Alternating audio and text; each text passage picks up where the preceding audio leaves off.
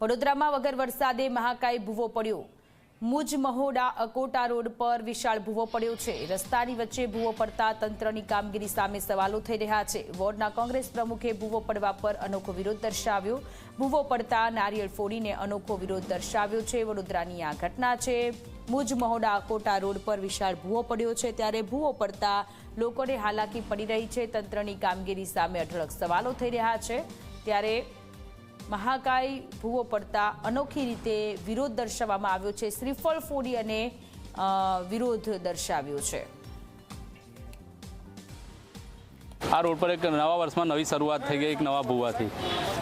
એક આ નવા વર્ષમાં લોકોને જાણવા મળ્યું કે આ એક કોર્પોરેશન એક નવી નિષ્ફળતા, મુજ મહોડા ખાતે તો રોડ નિષ્ફળતા હતી જ, હવે અકોટા ખાતે બી નિષ્ફળતાનો નવો ચીલો ચિતરાયો છે।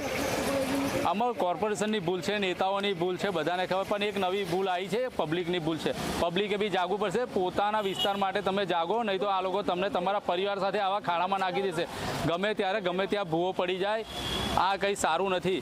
તમે પરિવારને લઈને નીકળ્યા છો ને ખાડામાં ઘૂસી ગયા તો કોણ કોઈ તંત્ર ખાલી વાર્તો કરશે કે આવું થયું તેવું થયું, પછી થોડા દિવસ પછી ભૂલી જશે। જ્યારે આપણે જોઈ શકીએ છીએ કે આપણા વડોદરાના કમિશનર માત્ર ને માત્ર ગરબા રમવામાં બિઝી હોય એવું આપણને લાગી રહ્યું છે, માત્ર વડોદરાની સજાવટો કરવામાં બિઝી હોય છે, પણ જનતાને જે મુશ્કેલી પડી રહી છે એ કમિશનર સુધીને દેખાઈ નથી રહ્યું એવું મને લાગી રહ્યું છે। આજે આપણે જોઈ શકીએ કે વોર્ડ નંબર 12ના આજે જે પ્રજાજનો છે એ કેટલા પરેશાન છે। આ ચોમાસા દરમિયાન 5 જેટલા ભંગાણો પડ્યા છે, જે ભંગાણોની સંખ્યા ઓછી થઈ છે। સદર સમસ્યાના કાયમી નિરાકરણ અર્થે વડોદરા મહાનગરપાલિકા દ્વારા જૂની લાઇનને જીઆરપી પાઇપથી રિહેબિલિટેશન કરવાનું કામગીરી હાથ પર લીધી છે।